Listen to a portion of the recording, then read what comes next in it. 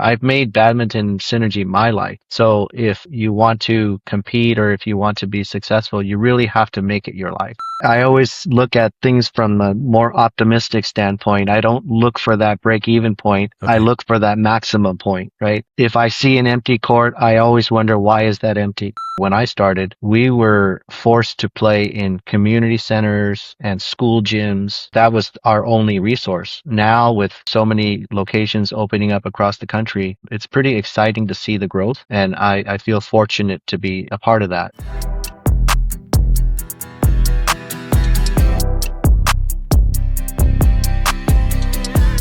Hello, everybody, and welcome back to another episode of the Average Not Average podcast. Today, we are joined by someone who has experienced badminton from almost every possible angle as a player, Olympian, coach, club founder, business owner, and parent.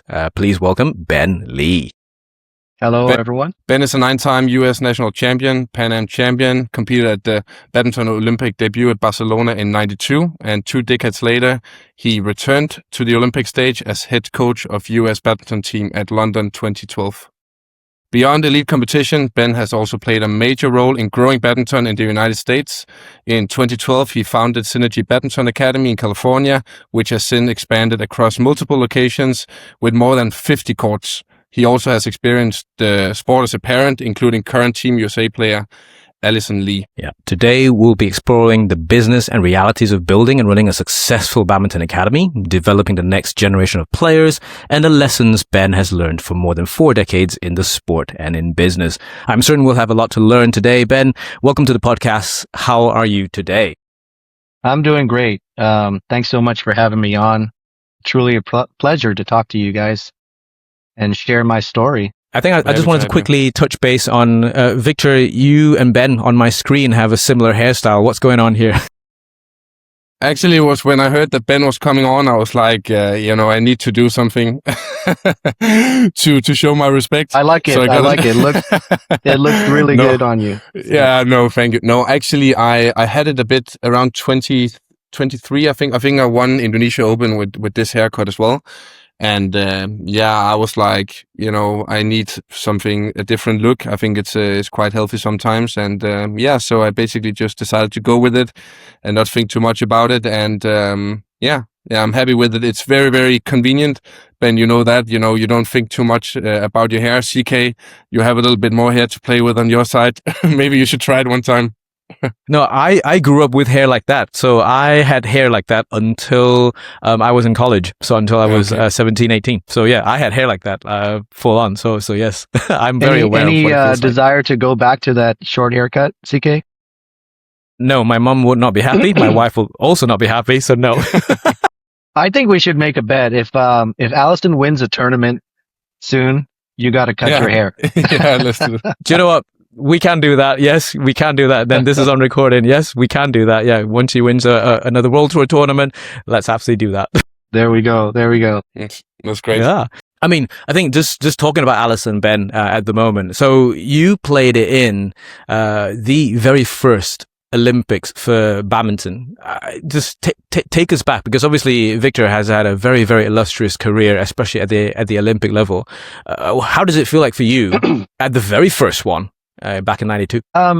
It was really, really special, of course, because we knew that because it was a debut for the sport in 92, it was an exhibition sport in 88 in Seoul, but became a full medal sport in 92. So we knew it was somewhat of a historic event. So I was really honored to be able to be a part of that. And the experience was it stays with me for life, for sure. And I don't know if you guys remember, but in 92, the USA basketball dream team was amazing. And when we went through the opening ceremonies, they lined us all up by alphabetical order. So badminton and then basketball, those guys were standing right behind me. And, great. Victor, you would have fit right in with your good height, but for me, I was always looking up at them, Yeah. The crazy thing is with those basketball players is that I'm I would be considered a bit on the shorter side still. especially in the NBA, which is crazy. They're so tall. Yeah. Yeah. But anyway, I digress. It was an amazing experience. So it was a shame that back then smartphones were not a thing, because otherwise selfies, you would have had so many selfies, right? Do you have like photos of you plus the dream team behind? Yeah, I have some. A lot of the athletes carried cameras with them, took a lot of pictures, and disposable cameras were actually a pretty big thing back then. And that's how we got our photos. Yeah. So back then, Ben, is there any experience from outside the court, which, like, in terms of the Olympic experience, which you remember like more clearly, or was it just like the experience in general that you think back on? I think for me, one of the most memorable experiences was the ability for us to go watch other sports. Yeah. And I wanted to make sure I went to watch sports that were not so common. Like I went to watch fencing. I went to watch, table tennis. I went to watch sports that normally I wouldn't do, but I wanted to make it a point to make that happen. And nice. The process really made it easy because our credentials, they always had athlete sections in every sport and they had transportation. So really it made it easy. I think that was a big plus for us. Amazing. Okay. I mean, Viktor, from your experience, you didn't manage to go watch too many sports, no? Or did you watch any at all? I watched a little bit. I watched the Danish handball team because that sort of fit in when I was done in Tokyo. And in Tokyo, it was a little bit more of a hassle because of the all the restrictions with COVID and stuff. Doing the Rio, the logistics was a little bit tricky because basically badminton was right next to the badminton hall back then. So I basically much stayed in the Olympic Village, also because back then we were in the last week of the Olympics. So I didn't want to we came a bit later, and also I didn't want to spend too much time, running around there because it was a little bit long of a distance traveling around. And then in Paris, I actually didn't go to watch much because my back was causing me a bit of issues leading up to it. So I was very conservative in terms of what I actually did. I didn't do anything else than training and just being at the room and in the Olympic Village. But I think for me, the Olympic, when I think back on the Olympics being an athlete, I think like when you go into the Olympic Village, I don't know how it was back in Barcelona, but basically you're in this, sort of bubble, and it's like a little bit of I don't know how to explain it. You go around in your own little world and seeing tall, short, strong, thin, it's quite amazing to see all the different body types and athletes, and how the people, especially in the strength training in the gym, how differently you train. And, that's pretty amazing. The synergy between coaches and stuff. Talking about synergy, we will be talking about synergy later on. Synergy badminton. Yes. No pun intended. Yeah. Well, I'm sure Viktor's Olympic experience was much different than mine because I have no doubt he had a lot less spare time than I did. No. Yeah. Yeah. But then hang on. So if we just touch a little bit more about Olympic experience. So Ben, you came back as the head Team USA coach in the London 2012 Olympics. So the one that's just before Viktor's first Olympic medal in Rio. How different was it back then, and then how different it is compared to now? If both of you can relate to that. Obviously, I've never been to one, so I can't explain it to anybody. Yeah, I mean, obviously the environment is different, but the whole aura and atmosphere is very electrifying, and I'm sure Viktor can attest to that. When you're there on the Olympic Village, there is a sense of pride. That you're around the world's best athletes. The cream of the crop is there. And it really is a very special feeling.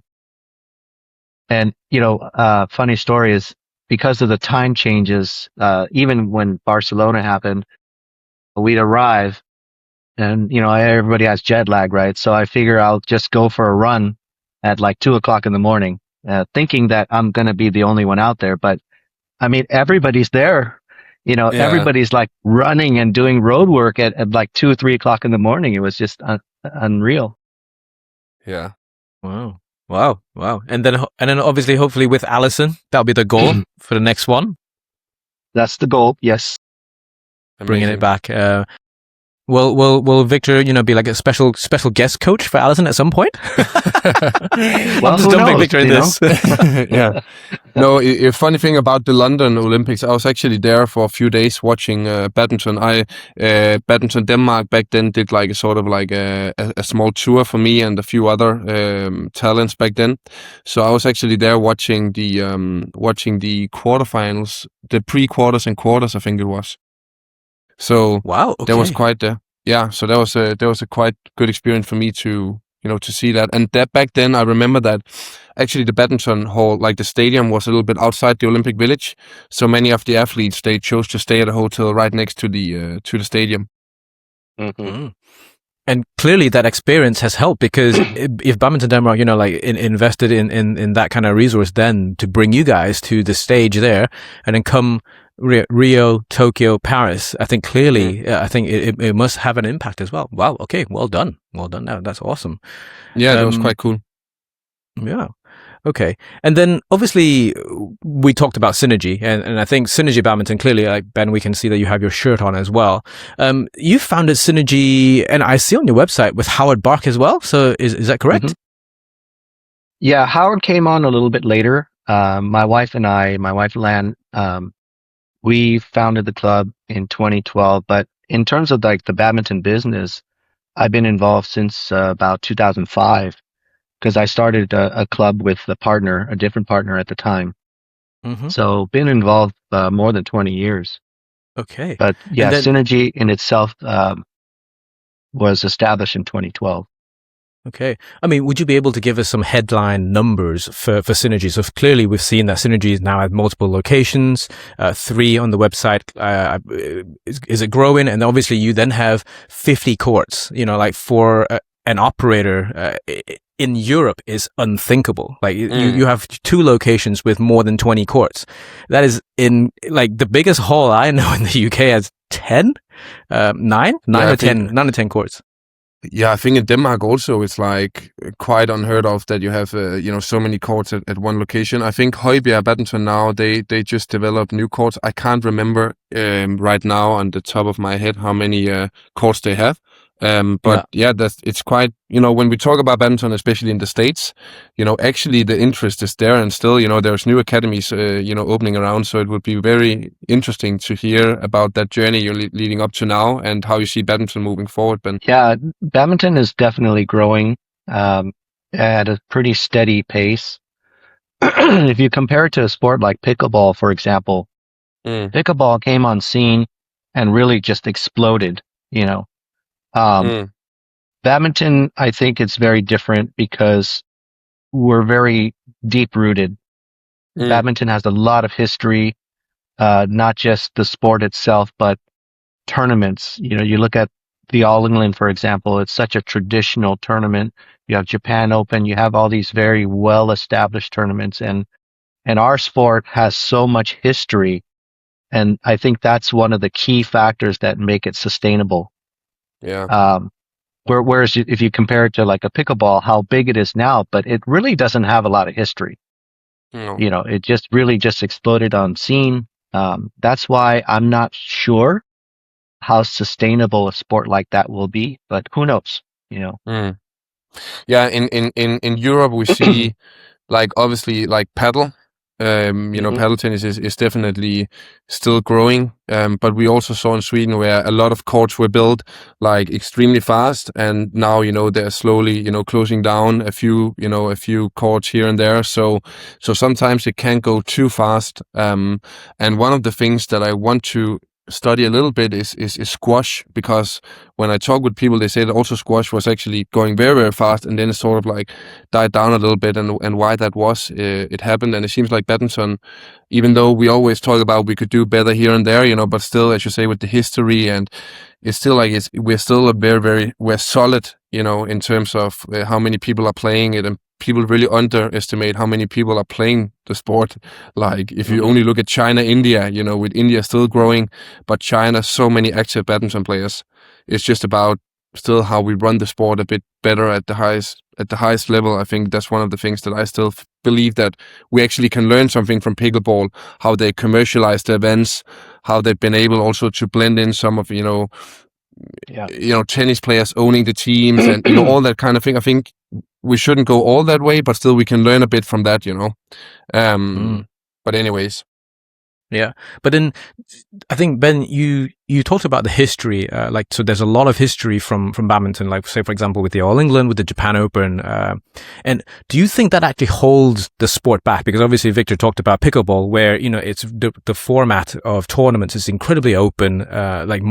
Sports marketing is also incredibly diverse, and explosive. I think I would use the word explosive. I think badminton marketing is not explosive.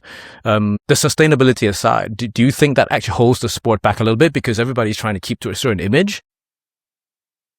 Well, I never really looked at it that way. I always looked at it as opportunity, because when you have tradition, it doesn't mean that it can't change or evolve, right? I mean, are there ways to make the All Englands better? Sure. Of course there are. Are there ways to make Japan Open better? Sure. So I always look at it more from a progression standpoint rather than those types of things holding us back. I don't think they hold us back at all. And as a club operator, so for example, now you have more than 50 courts, and they're all concentrated around California. What is the demographic of badminton playing players within your area of California? It's very heavily Asian populated, with people from China, Taiwan, India. So the demographic is very heavily Asian populated. Okay. And you have your, sprinkle of European players, but not a lot. Okay. And is that a trend that is consistent nationally in North America? Like I mean, I'm not going to include Canada, but then whatever I see Canadian clubs or pictures that, on that from club operators, I also see a similar trend. And is that a risk for the sport that it's becoming more and more Asian centric, even in North America? Well, again, I don't look at it that way. I look at it as a progression. It's got to start somewhere, right? So if it has to start with the Asian community and spreading out to mainstream, then so be it. But the influx of people coming from Asia is just enormous for work wise. There's U.S. is one of the highest tech industries in the world. We have Silicon Valley right here. And, when you look at the demographic of the tech workers, that's pretty much it, right? So the player base here is really, really big. And that's why the clubs are able to sustain and actually be quite successful. Oh, and then with the policy immigration changes, does that hit you as an operator?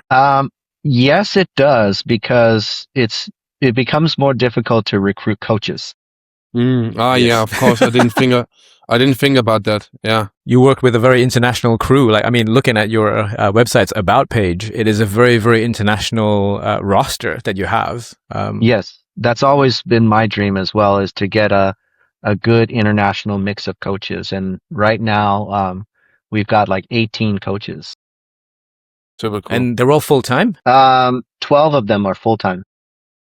Wow. Okay. Wow. And then, obviously, I'm going to go straight into costs here. What is the biggest cost for you as an academy operator? Is that salaries, or is that rent, or is that utilities? What's the biggest cost? Yeah, it's a little bit of a combination of all. The facilities is number one. Here in the U.S., to actually buy commercial property, it's extremely expensive. So most of the clubs will lease properties. Leasing, there's advantages of leasing because the timeline to build like a club from ground up, it's obviously going to take some time. Whereas leasing, the building's already there. How long? The facilities is a huge cost. Sorry, how long of a lease do you usually do for that? Because to build like also a club and everything, you need quite a few years, right? Yeah. Yeah. For me personally, I always look for a long-term lease. Yeah. Makes sense. That's going to depend on the owner or the landlord, how long they want to go. I always push for as long as possible because the startup costs can be quite big. Yeah. But to answer the question about the cost, the facilities is one, and of course, staffing is a big thing, and then maintaining a quality program is can be also quite costly. Yeah. Also, when I've looked into it, like the flooring, like just putting the right flooring for, to play badminton and making sure that's sustainable and everything is also a huge cost. So there are so many things that goes into it. And now also even like small things in terms of utility, like the shuttles, like the price of the shuttles over the last few years is also like, it's just crazy how expensive it has been. So it's not like badminton is a cheap sport to get into, nowadays as well. Yeah. Yeah. So I'm going to try and use the airline analogy a little bit. So for example, like airlines, like for planes, they have like a minimum fill rate to be able to break even. What is the fill rate for a club operator like you? Like, do you need your courts to be 50% occupied all the time? Or, is it higher, lower to just even break even? Like just to, what's it called? Just to keep operating? I don't know, CK. I always look at like things from a more optimistic standpoint. I don't look for that break-even point. Okay. I look for that maximum point, right? If I see an empty court, I always wonder, why is that empty?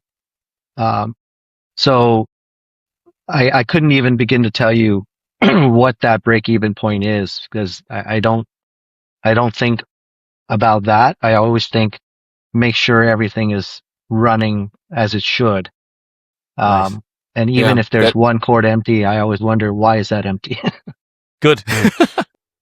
It's quite interesting that you think that way, but I think during my career it was also so similar. If there was a shot which didn't work, or there was one aspect of my game where I thought like, oh, I need to fix that, I didn't really dig into too much details about why that was. It was more about what's the next step that I need to do in order to feel more comfortable like doing this shot, because again, I think also it's a little bit more of a positive way of looking at a potential, challenge in terms of both business and also like just personal development, like focusing on what is the next step I can do to give me, momentum in terms of that that process. So that's quite interesting that you think that way. I like that a lot. Yeah. Thank you. It's just a completely slightly different way because from my background, I'm more engineering, so we like to understand why it works a certain way, and then find out how can we then improve in all ways as much as possible. So I love that optimistic perspective that you bring into the business side of things, and it's incredibly important because you need to be resilient. Like if you're not optimistic, it's not going to happen, no. And sorry, just to another, I also think that another great example is about you, like personally, you just like you, CK, coming from the engineering world, and you function good with knowing why and all the numbers and everything. But me personally, for example, if you ask me about how did I learn Mandarin and stuff, I couldn't tell you the process of learning it. It was just like, I just figured out what worked for me, and then I just kept doing that day by day. And I think I would be the same if I had to build something in terms of business-wise and stuff. It would be more like, okay, where do we actually feel good and where can we feel like there's process? And then we just keep doing that. So it's funny how, you think, there's many ways of doing it also in terms of training, like China versus Europe, but they're both working, right? So it's not like it's not like one size fits all also in business. I think that's, it's quite interesting how it works. Yeah. 100%. I think there's no one size fits all. And I think just from our short 20 minute plus conversation here with Ben, and you can see a very clear, different style in terms of how the business is running. And clearly it's very successful. So it's working. I want to dig a little bit deeper. What are the biggest challenges, say on a day-to-day basis and then on a month-to-month basis, like on longer term? What are the biggest challenges for you running a business like this? Well, let me start by saying that I think each one of us are successful in our respective areas. It's because we have the interest and the passion to do it. I never considered myself, and I still don't, a businessman. I don't think that way at all. I just happen to learn kind of on the job training. I consider myself a badminton person, first and foremost. Um, Very Even cool. to this day, I people ask me questions. I try to give them more of a badminton perspective than a business perspective. So I think it's really important that you have passion for what you do, and everything else is just a consequence of that. So the challenges in running a business, there are so many. I think the number one thing is how to learn to deal with people. Mm. Of course, you're not going to make everybody happy, but you just do your best on a daily basis. And sustainability. So those things are the biggest challenges for me. Wow. Okay. And Yeah, in terms of that's sustainability, I'm sure financial sustainability comes as one of the major ones. What other types of sustainability are you referring to? Is it like time? Is that like the team, like resources? Like what type of sustainability would you be able Well, to? I also mean people. Like obviously, if a coach comes to work with us at Synergy, my ultimate goal is to have that coach with us for as long as possible. I don't look for those quick wins. I look for more longevity and bigger picture, long-term relationships and goals. You can't, the way that I have always made my decisions, that pertain to the business is I always have to make a decision based on the best interests of the business, not any particular person. Even if something went against my wishes, I still have to decide what's best for Synergy, right? mm. And sometimes, my wife gets mad at me for that because she may have an idea that she wants to implement. I said, no, we can't do that. We have to Yeah. follow, whatever's best for the business. Yeah. Yeah. I mean, Victor, it's the same for you, no? Like, so obviously you run multiple businesses too. I'm sure you do get final say in most of the projects that you do. But obviously when your business partners, like when you're in discussion, like what is the key thing that you guys have to agree on? I think it's what Ben says, being able to put your ego to the side and then make sure that you actually take a rational decision in terms of like what's actually best for the business.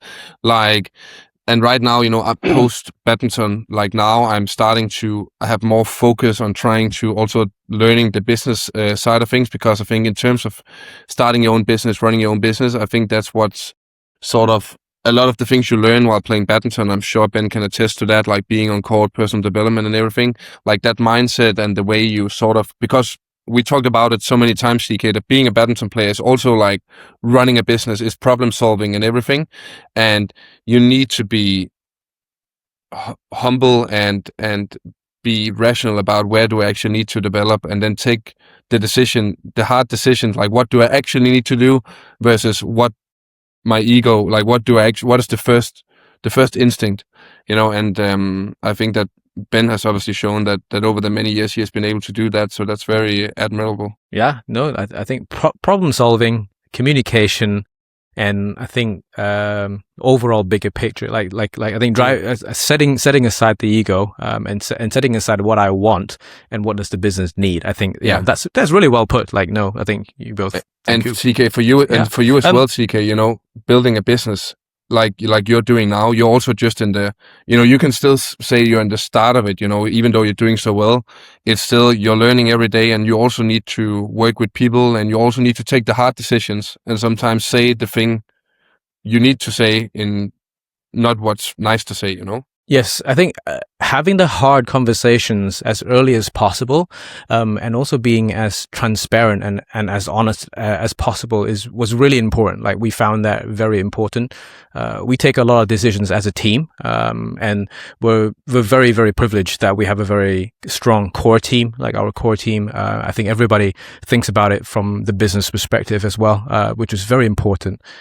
sharing information and sharing knowledge, we found very, very important on learning, because I think everyone comes in from a very different perspective. Like I might come from an engineering background, Lara comes from a creative background, and for example, we've seen here how us three think is quite different, but we get to the same destination together, and that's super important, and that's lovely. And we think it's a strength being able to think differently. 100%, we think it's a strength.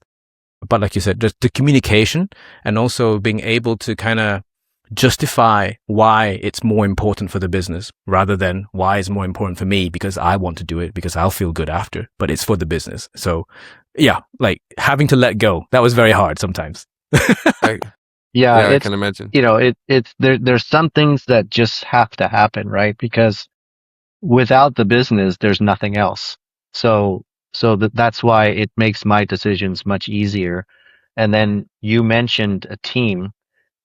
With my team, with Jason, Shawen, I mentioned their names because I wouldn't be able to do what I do without them. And of course, my wife, Lan. And you brought up Howard in the beginning. Howard has been with us since 2013. So it's been a great working relationship. Then I got, Sarah and George and Walter on the back end. So the team is very, very important. Surrounding yourself with good people. I certainly would not be able to do what I do now without them. Now Howard's focus is shifting more towards working projects with BWF, Shuttle Time, Yonex camps. So his focus is shifting a little bit, but I mean, Howard's like my little brother, so I 100% support whatever he wants to do moving forward. But ultimately, the team is what really drives the business. Yep. And I mean, similar case for you, Viktor, like you've mentioned earlier on, where, you've transitioned from a player to now post-playing career, and different opportunities arose, like, because the opportunities that you have now probably would not have happened, or you couldn't be able to grab it when you were a player, right? And it's a similar path. You have your team, obviously, with your dad, as well as some of your friends working with you. Does that change the dynamic a little bit more now that you have more time to invest and also absorb a lot more of the information? I think for me, the biggest change has been when you're a professional player and when you obviously play at the highest level and you want to win what I wanted to win, you put so much into it that you simply don't have the capacity to think too creative about so many things, even though you can still be a part of it. And in terms of the deals and all the numbers and everything, you cannot focus too much on that when you're playing if you want to be the best of the best. And I think now being able to dig into that, and especially on the business side of things, I think, as I mentioned earlier, that's one of the things where you really can challenge yourself and get a little bit of that feeling like you did in terms of being on court. And yeah, I really like that, and that's also why it's interesting to have conversations like these where with both of you, where you talk about the challenges, and because it is a lifestyle driving a very successful business, just like being a professional athlete, and you really need to go humble into it. And there will be so many challenges probably, and times where you think everything is going down. But if you're able to really stick with it and make sure that you have the right people around you, I think it's also very satisfying when you do get successful. So it's very, once again, building such a big academy, a club like Synergy in the US, we always talk about the challenges. We want US to really get into it and stuff, but actually the interest is huge, and that's because of guys like you, Ben, and all the work the team has been doing. And I know for sure that Yonex also put a lot of emphasis on trying to grow the sport in North America, especially with LA coming up. So I hope that I can contribute in some way as well. Yeah, absolutely. It's the vision goes much greater than locally. Right now, I'm working on other projects in other states. We just opened another location in North Carolina on the East Coast. As a matter of fact, I'm flying out tomorrow to 3 other states, visit 3 other states. So the opportunity is there. I don't think about like what to do tomorrow. I think about what to do 5 years from now. Where do we want to be? Um, the whole sustainability thing, I think, and growing and scaling. The hardest part of doing that really is trying to maintain your level of quality, right? Because sometimes when companies expand too fast, they're sacrificing quality and what they originally built. So I have to be careful on scaling too fast. We want to make sure that me and my team scale at the right pace. But right now we're going pretty good. I'm hoping to be in about 4 to 5 states by the end of the year. Wow. Okay. That's very so cool. what does that mean in terms of number of locations? So currently, including North Carolina, that's four to 5 states. So that means like 9 before the end of the year? Yeah, I'm hoping to be around 9 before the end of the year, but we'll see. There's a lot of factors that go into opening a club. You have to find the right facility, the right building. You have to work with the city. Does the city allow that type of use for that area? Does the landlord want to have rec use in their building rather than manufacturing or something like that? Because badminton, as you guys know, we need a high ceiling Yes. in the building. So the only types of buildings with high ceilings is industrial warehouse type buildings. And then the ultimate goal is when people walk into your space that it doesn't feel like a warehouse. It feels like a nice club, right? So a lot of challenges that go into it, but it's kind of fun. The challenges are a lot of fun. Yeah. And then I think because at the same time, no, Victor, you go. No, sorry. No, I was just saying like the only reason why I probably, started playing badminton is because there was literally a badminton court like 100 meters away from my home where I grew up, and I got introduced to that because I had like an opportunity to play just almost next door. So being in more states for you probably will also make it possible to find even more talent in North America, because it's about having the opportunity to play as well, and with more courts, more kids have the opportunities to play. And that's a challenge for many countries. If there isn't courts nearby, then it will be soccer and football instead, So it's great to hear that more locations are opening. Yeah, I mean, one of the reasons I started Synergy was to give people and players opportunity to enjoy our sport, and to develop if that's the way they wanted to go. Back in my day when I started, we were forced to play in community centers and school gyms. That was our only resource. So now with, so many locations opening up across the country, it's pretty exciting to see the growth. And I feel fortunate to be a part of that. Yeah, it's and amazing. Then, so besides running, besides running a club, you also run a pro shop. How different are those two businesses? So a pro shop, can you sell online to anybody, or are you only able to sell on site, something like this? We do both. I think one of the best ways to make a business like badminton sustainable is you have to have different revenue avenues, right? Whether it's membership or core rental, retail, right? Online business. You kind of have to do a little bit of everything to be a little bit more diverse and more successful. If you focus just on one thing, it's going to be hard to sustain. Mm-hmm. And then in terms of, Victor, you go. No, are you selling a lot of the VA collection, Ben? We do. Your racket is always selling out. Say no more, Ben. That's fine. There's not enough stock to go around. No, I'm just kidding. But I kept one for myself. For myself that's not for sale. So I will sign it next time I'm in North America, Ben, and we can play a little bit. Yeah, absolutely. You're welcome anytime. I think Yeah, I would it love to. sounds like there's a guest coaching spot coming up, you know, like at there you Synergy go. Badminton Club. Yeah, exactly. Yeah. I will Yeah, bring my like two a new daughters spot on the to website. North America. Yeah, and I'll come play a little bit at the Absolutely. club. Great. Always Yeah. welcome.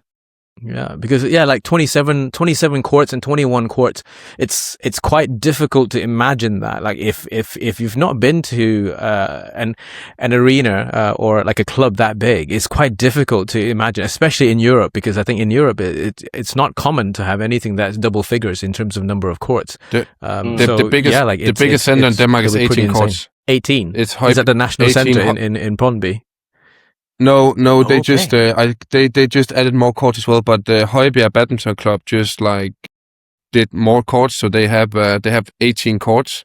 They added 9 courts to the original club, and yeah, that's the biggest one in Denmark, I think, club wise. Yeah, I think in the UK, I cannot think of anything that is above 9 or 10. I think like the National Centre has 10, 9.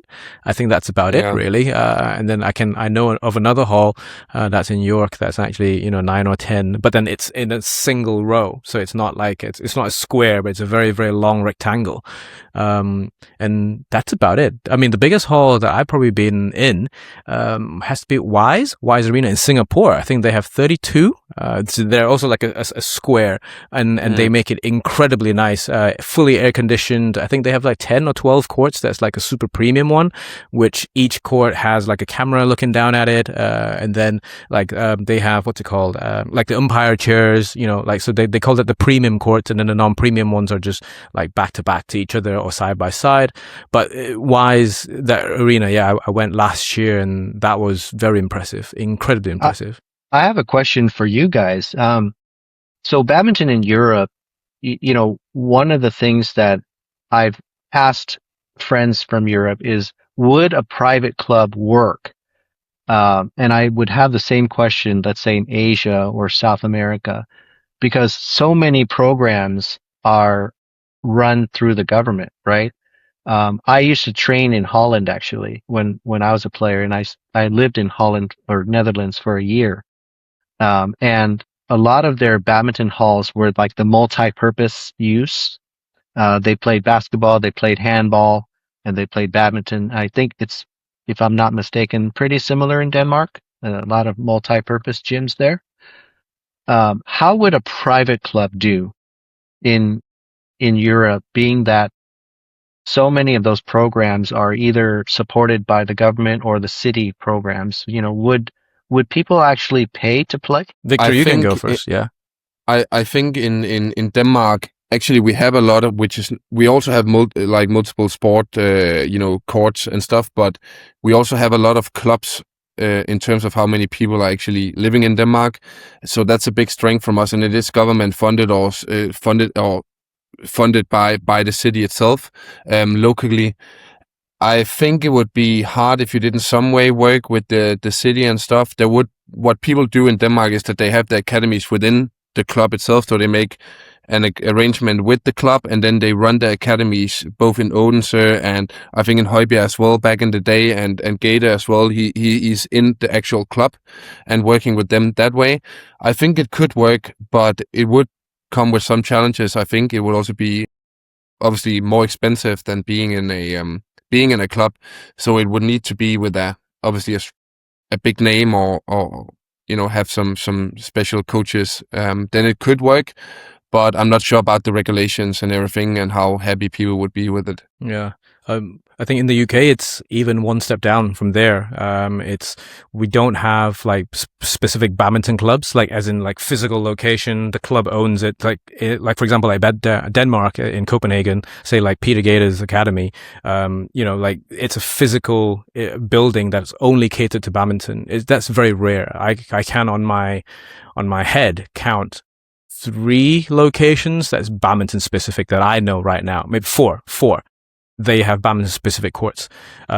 Everyone else, so like for example where I'm based in Leeds, there's only one badminton specific hall, but that's actually a leisure center that people, public community use. People can book that. I'm not aware of a very specific private only badminton center or academy that is run commercially. I can see that working. So currently badminton have no access to state funds or whatever generally, but because of how paddle clubs are now popping up in most cities, they have been very successful at that. And so I think badminton can copy that. And there's a demand for it. There's demand for badminton in the UK. It's just very difficult, like you said, to get those permits. That you have to work with the city, I guess, to turn industrial warehouses into locations that's actually viable.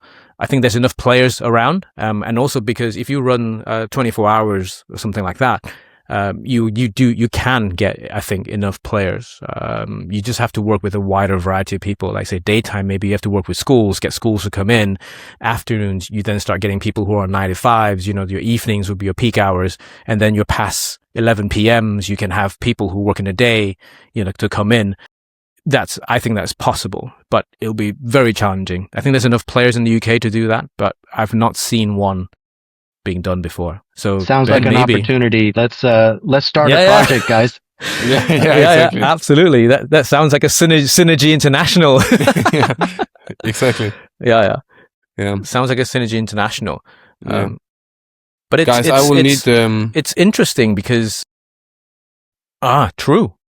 Yeah. True. So you can finish this. I would like to hear your next comment, and I'll bounce after. Yeah, because I think the line that I wanted to have was, how do badminton clubs actually make money? That was my question. And I think you've mentioned programs, you've mentioned court rentals, you've mentioned also pro shops.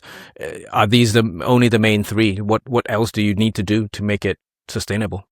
Yeah, pretty much. I mean, like I said, you can't really focus on one thing. If you really want to make it sustainable, it has to be the revenue source has to come from different avenues. Everything from the court rentals, the membership, the training, retail, everything into one. That's what really drives the business. Okay. And I mean, I'm aware, Victor, you need to go. You have to go pick up the girls, no? Yeah. I will just say, Ben, thank you so much for joining. I really enjoyed the conversation. I will see you next time. I'm in North America, I hope. And please send my regards to everyone and Alison as well. Absolutely. Yeah. And CK, yeah, as we'll always, do. thank you. So much for being here. No, thank you. We'll catch you later. We'll continue. See you later. Thank you. Enjoy, guys. Have a great day. Bye. Yeah. You too. Yep. Thank you. See you later. Yep. So, I mean, we're happy to continue. And then, so let me move the camera a little bit so I don't block your face. And then, so the next one, what is the biggest misconception people have about running a badminton academy? That it's easy. No business is easy. If it was easy, everybody would do it, right? Well, I think a lot of people try, and a lot of people maybe are not as successful. Do you know Tom Brady, the famous quarterback? Yes. Tom Brady. He made a really good statement. He said, football is my life. If you want to beat me, you have to make football your life. And the way that I view Synergy and business is kind of the same. I've made badminton Synergy my life. So if you want to compete, or if you want to be successful, you really have to make it your life. Mm-hmm. I mean, I play, my kids play, my wife plays, it's very deep rooted in my family. Mm-hmm. So I would say the biggest misconception that people have is that it's easy. It's not easy. And also, because obviously your wife works with you within the business, how do you separate business and personal life occasionally? Like obviously, like if you see each other at the office, well, at work, and then you also see each other at home. There's always this discussion about, like you have to be able to separate family from work. How tough it is for you to do that, or is it just like natural fish to water? Well, we have our different roles, right, in the business. So I try not to step on her toes, and she tries not to step on my toes. And you're right. There are times when we're at home, when she'll literally stand right in front of me and start talking about the business, and I got to put my hand up and say, "Hey, we're at home. It's after 5 o'clock. Let's chill." Leave it for tomorrow So, at work. yeah. Okay, wow, that's actually really cool because, yeah, like you said, because we run our own business and you live, breathe, and sleep the business because it runs in your head 24/7. You might not have the answers whenever, say, for example, on a meeting or when a challenge happens, you might not have answers to it immediately. You can bounce it across the team, and everybody needs some thinking time sometimes to how to solve this challenge. And you do think, I do. I think about it obviously subconsciously a lot of time at home, doing stuff. Do you find that running your own business, you and your wife do it that way too? Like it stays in, but obviously you then have to keep it very clear, separate it as best you can. I don't think it ever leaves you, honestly, because everywhere I go, even if I go to, a shopping center and we go grocery shopping or something, the first thing I look at is how high is the ceiling, Yeah. and I look at the walls and the posts and all that stuff, and I don't think the thought process really leaves you. Similar to yourself, when you meet people, either in a public setting or at a badminton tournament, and you start talking to them, and you might think, hey, this person would be a great person to interview or something, So those things really never leave you.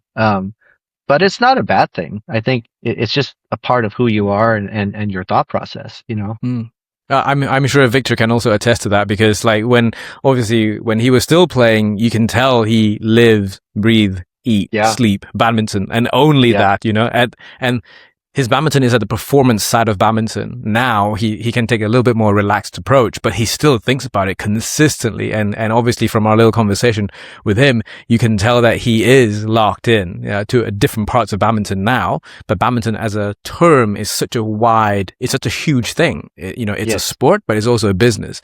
And so you have to travel a lot. I think you mentioned that you're going around to different places. In terms of mentality, do you have to always bring, Ben Lee, owner, founder of Synergy Badminton, to every single meeting you have? Or, Ben Lee, dad, is it completely different two people? Or are they kind of like a combination of one? I think it depends on the setting, right? Obviously, when I'm at home, dad is priority, number one. When I'm at Synergy, it's Ben Lee, and when I'm around my friends, it's also a friend setting. It's Ben. So it depends on the setting. I can't be Ben Lee Synergy at home with my kids because they're gonna look at me like, "Hey, we're home," right? Even when you're coaching them?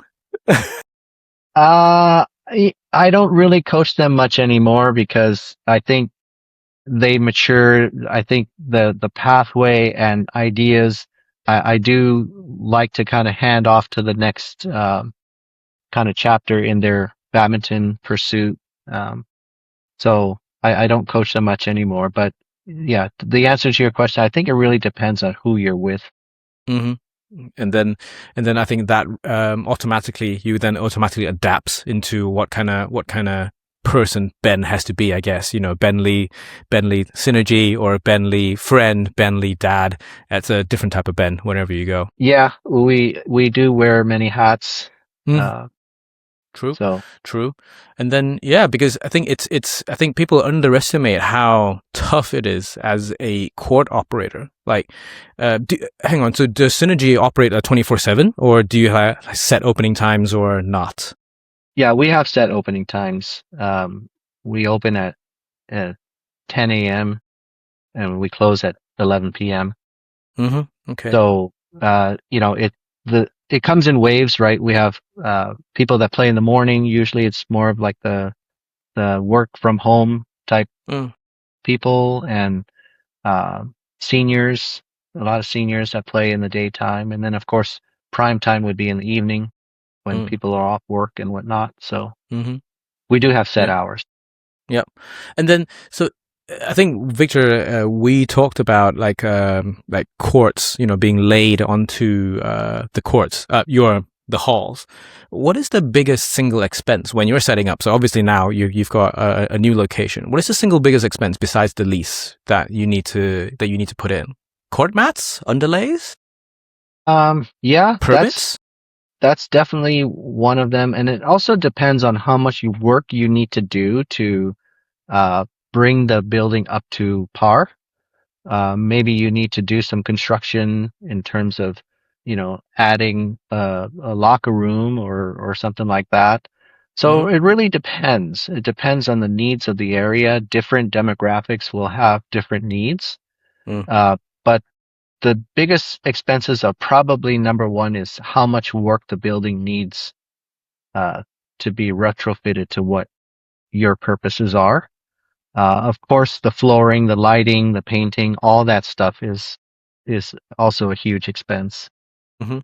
Do you have a set team? So, for example, like obviously, I can see you wear Yonex shirts. So clearly, you have a very close working relationship with Yonex. When you obviously buying mats, do you get do you have to forewarn them to say, look, okay, 6 months ahead, potentially this is happening, because how do they go and find 2025 court mats immediately? There has to be a lead time for something like this. You have to work with your partners to make sure that happens consistently. No? Yeah. We try to be consistent. I don't have any particular loyalty, or should I say preference on court mats. They just have to be high quality, and they have to be at least 6 to 7 millimeters Okay. for the cushioning. Yeah. So as long as the surface area is a very nice grippy surface, and the mat is at least 6 to 7 millimeters, you can tell right away as a player. I can just look at a mat and see if it's adequate. I don't mind what brand it is. Of course, we would prefer to work with Yonex, but sometimes, Yonex, they might not be available. So I have to look for a different brand. I'll go, let's say, to Viktor, and if Viktor might not be available. So I make my choices by quality first, and then, of course, the availability. Yeah. But I'm assuming court mats are made only in a few factories globally. Not too many people. I think most of it is OEM, no? I've only dealt with a couple different ones. Tinsu is one, and of course Yonex is one. From what I hear, there are very limited factories in China that actually make court mats for everybody. Yeah. They just brand them differently. Yeah. So, and again, as long as you're getting that high quality mat, like that's the most important thing. Yeah. And then, I mean, as far as I understand, you also need to treat the underfloors good. It has to be a certain standard before you put the final mat on as well, and that has to have a cost, especially say if you're setting up a 20 court hall. That the costs exponentially creeps huge, I guess, from that sense. Yeah. How long can a mat be used, or when is the cutoff where you go, okay, this is now worn? It needs to be replaced, or it needs to be refurbished. Do you refurbish or replace? We don't refurbish. We just replace. But so far, I think it really depends on the use, right? The more use, the more wear and tear you're going to have. Some of the things that you can do is probably maybe repaint the boundary lines. Of course, that middle line always gets worn out the fastest. Just from, yeah, exactly. From natural play, right? So there's really no way to refurbish a court that I know of, other than repainting the lines. Okay. But if a court really is in bad shape, we will just replace it. Yep. And I think so. This realization that I had came after going to quite a few of the World Tour tournaments.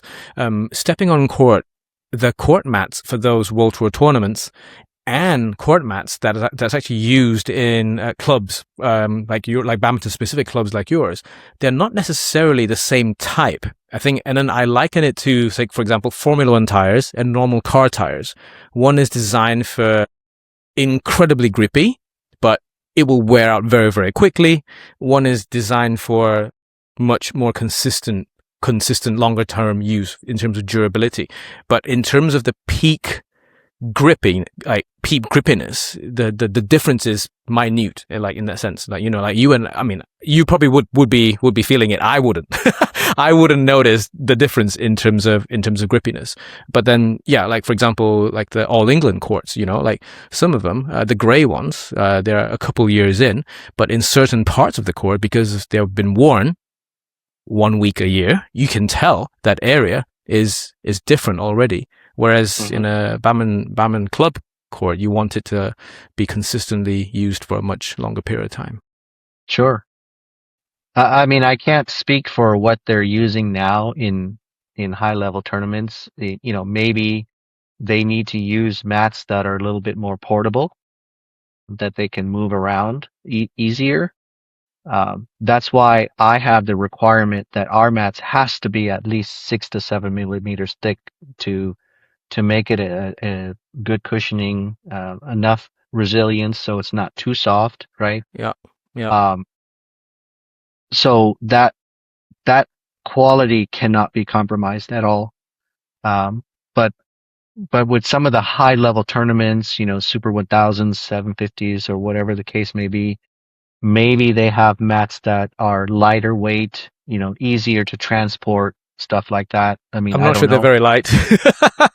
Yeah, ours are for sure not light. No, from what I can see and feel, they're incredibly heavy. And also there's a very specific skill required to set them up properly. I think, during conversations with some of the guys that knows how to set these courts up perfectly, even just from camera angles looking down, they can go, okay, that area is stretched, there's a little bump there, and you go, what? Where? I didn't see it. And then you go down onto court and there it is, and so, there are very, very few specialist people. Probably you're one of them already, having set up these many courts, and you go, okay, there's a very special skill to make sure that has to happen consistently. Absolutely, because if you see some clubs, you'll see some rippling in the court mats, and obviously that can't happen even from a safety standpoint. So you're 100% right. The installation has to be done right the first time.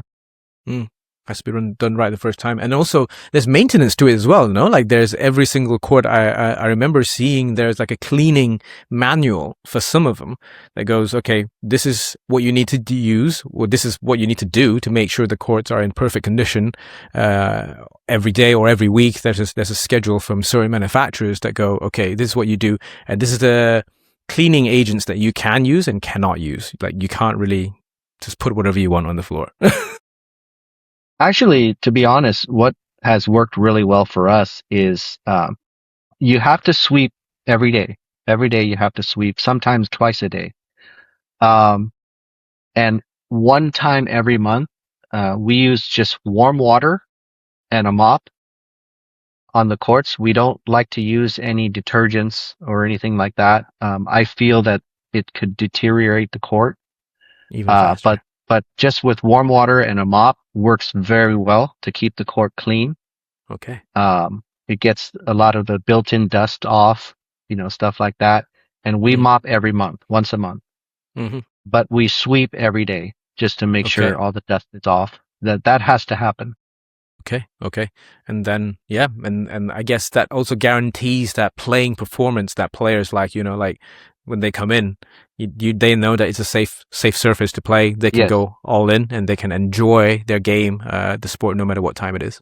Yeah, absolutely. They don't want to have to be worried about that little wrinkle in the court, on the forehand side, Yeah, 100%. I do have a few more questions. Last one. So, talking about scaling a club, and you mentioned that Synergy is not your first venture. Obviously, you had a previous, another badminton club with a previous partner before. How difficult was it for you to scale? So, for example, did Synergy start with the 27 court hall the very first time, or you went from like an 8? To, okay, we see an opportunity here. There's more players. There's this market. Let's go for the big one. How difficult was it for you to make that decision?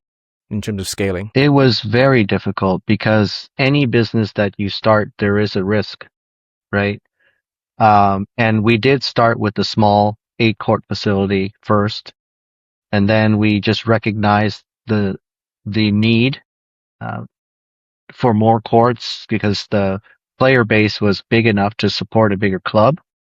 So really, all I did was I just followed the opportunities that were there, and I went for it, And of course, any business you do comes with risk, but as long as you stay true to your passion, that's what I mentioned earlier in this interview.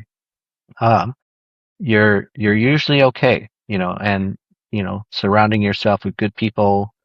I've already built a really, really good team that, I have a lot of support. So those things are all very key to sustainability of your business and scaling. Yeah. I think, you've just literally answered my next question as well. That was like, what is your philosophy when making business decisions? I think you've just literally summarized that a little bit. Like the passion you need to have, a strong team, a great team. I mean, also I think just moving back, what do you look for when you're looking for a new team member, especially if it's a core team member? What do you and your wife decide? What is most important? Well, I'll start with the philosophy again. I had mentioned this earlier in the interview, is you have to make decisions for the best interests of the business. That has to happen. Whether it goes against my wishes, my wife's wishes, or any particular team member's wishes, you have to put your ego aside and make those, fundamentally correct decisions. Sorry, what was the second part of your question? What is the most key important trait that you're looking for when you're looking for a new team member to join your team? I think this quality. It's a very general answer, and I don't know how to explain it, but it's having like-minded people, right? People who are on the same page as you, who have a similar vision, who have a similar way of running things, would be the way that I'd answer that. I know it's a very general answer, but when you meet somebody and you talk to them, you can pretty much tell instantly, hey, we're clicking on the same level. We're very like-minded, especially when you're talking about business. And they start talking about their vision and what they'd like to see and do and stuff like that. You get a feeling right away. This person is in line with your thought process. True. Yeah, true. I mean, my position is very, very young compared in terms of in the business life cycle compared to yours, and even at our level, we can see and we can also feel if we can vibe with the same people.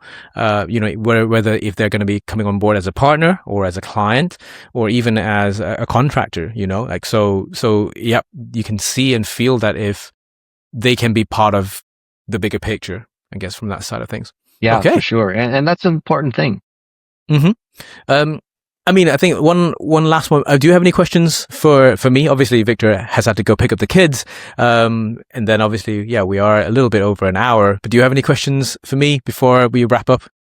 Well, I think I was really more interested in some of the conversations we had before you started recording. It's like, what led CK to where he is today and doing this wonderful podcast, being able to connect with badminton people all over the world and bringing awareness to our sport and our community. I think it's amazing. So I was always wondering, how did he get here? Like, what path did he take? I would say a lot of luck. I think a lot of luck went my way as well, because I think what I first came on with badminton was I first started creating content during COVID, and a lot of it was just badminton equipment related, and that was on YouTube. A couple years in, I was fortunate enough to be brought to the Yonex All England as my first tournament. That's actually not as a fan. Within the media side, Yonex UK brought me into that one. And shortly after, I then started working with BWF as a content creator for them, which still happens to date. And then come 2023, July 2023. So actually, Copenhagen World Championships. That was my first ever tournament. That was when I went full time into badminton media. So Wow. I left my old job. So I was in engineering. I was project manager at the point, European level project. And then I left that job fully to go into badminton media. And so hence, I think that was kind of when, okay, I'm now a solopreneur. And then May 2025, that was when Lara and I, business partner, we set up our sports marketing agency. And that was literally when we went, full time all in on this. Podcast opportunity came, I think a little bit earlier than that. So I think we finalized it all in January 2025 with Viktor. And we said, let's try and do one episode every 2 weeks. Our goal is to talk about badminton and business, generally sport, and business. Obviously, we're both related to badminton. And so hence a lot of it currently is revolving around badminton and the business. And so we're very keen to learn, what other people are doing, because our sport, badminton seems like a niche sport compared to American football or basketball or tennis or Formula One or soccer. But the sport is a multiple $billion a year. It's not small, but it's also not that small. And so optimistically, there has to be stories and experiences where we can learn from people, because he comes from a professional player background.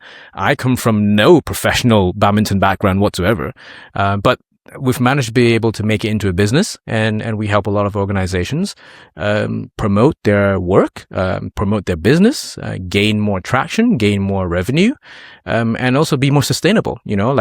We always look at how can we help people grow the pie, which I've now learned from another guest, Selena Peak. She said it's the Harvard method. Instead of taking more, focusing on gaining more, what's it called? Market share, we focus on growing the pie, so everybody wins. And we're 15 months in as a sports marketing agency. We're very, very privileged to be able to work with a lot of very great people, and hence, it allows us to have experts like you on the podcast, and so we can learn even more. But yeah, that's a very, very long-winded whistle stop. But yeah, I have no formal introductions to badminton. All my stuff came from the side door, because I don't know anyone when I first started, so not the back door. It came from the side door, which I kind of had to open by myself quite a lot. But very, very fortunate. I think a lot of luck played into that as well, and having great partners like Viktor, and the rest of our team, Lara, Fee. So yeah, I'm very fortunate. Yeah. I think a lot of people think that I started Synergy because of my kids, right? But Synergy evolved even before they were born. So I didn't start Synergy because of my kids. As a matter of fact, I think Synergy created my kids. It was because of Synergy that they started to take on badminton, because they used to do other sports before badminton. Allison used to play soccer, taekwondo. Arden used to do soccer, and was heavily into musical instruments. So they did all that stuff before badminton. So it was really Synergy who created them. Do you know who was the first player that I noticed had Synergy on the shirt? The first player. For me. Yeah, I don't know who was the first player you actually officially sponsored. Who? I couldn't tell you your answer. Yeah, no, for me it was Ishika Jaswal. Oh, Ishika, okay. Yeah. So Ishika, I think when I spoke to her, maybe 2023 or 2022, All England, and then that was when I first noticed Synergy, and then I looked it up and I was like, wow, okay, that's a huge badminton club. And then a couple of years down the line, here we are talking. Yeah, full circle. I'm fortunate enough to actually sponsor a few players from South America as well. So you'll see some Brazilian players like Jonathan Matias and Juliana. Lovely lad. Really, really nice guy, Jonathan. Yeah. They're really, really great people. And, Marco Vasconcelos, who's the national coach there, is a really good friend of mine. So I'm happy to be able to support them and in their journey as well. Yeah. No, I think because I mean I'm aware of time, but yeah, this is another side of the business where we want to always learn. Like sponsorships, it's a literal black hole. I from my perspective, like talking to players all the time, and how are they doing it? How can they do it? And then you are coming from the other side. You are the sponsor, and they're always looking for that. Like what kind of value are you always like looking for? And how did the network, the communication, the relationship formed, and a lot of it is over just years of knowing each other. Mm-hmm. Yeah, for sure. And obviously with any company, even like for yourself, if you're thinking about sponsoring someone, you look for several qualities, right? Are they a good person? Are they a good representation for your company? Would they be a good ambassador in promoting stuff like that? Um, it doesn't necessarily have to be like the number one player. It could be a person who's, let's say, number 10, but represents your brand in a really positive way, right? Yep. Yeah. I've done a few university clubs. So university clubs here are always short on cash. And so when they reached out, hey, can you help us? We're like, yeah, absolutely. Like if normally if they reach out, like we can make something happen. And then, they just put the logo on the shirt, and we're like, yeah, why not? And some of them are lovely. They would go, hey, CK, here's a shirt for you, and it gets hung up, and it's got a very special place in the wardrobe because, like, I like to feel like, I'm contributing back to the community in some way. And yeah, I actually really quite enjoyed that, even though, like I don't get to participate much in any of their events because of commitments. But yeah, I like that it's happened before. Okay, so I think I'm aware of time. So thank you ever so much, Ben. And, any questions any of the viewers or listeners have, they can put it down in the comment section below. We'd love to hear from you. Apologies that Viktor had to go a little bit early, having to pick up girls. We try. This is the Average and Average podcast. We are for real. Like people make time for this to happen. We're recording this on a Sunday as well, Sunday afternoon, Sunday morning for Ben's side. So this is for real. Thank you so much for joining us, and we'll see you in the next one. Thank you, and it was a pleasure and honored to be on.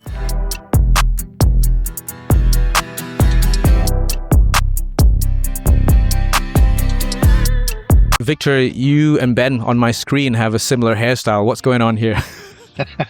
I like it. It looks really good on you. Actually, I had it a bit around 23. I think I won Indonesia Open with this haircut as well. And I was like, I need something, a different look. It's very, very convenient. And you know that, you don't think too much about your hair. CK, you have a little bit more hair to play with on your side. Maybe you should try it one time. I think we should make a bet. If Axelsen wins a tournament soon, you got to cut your hair.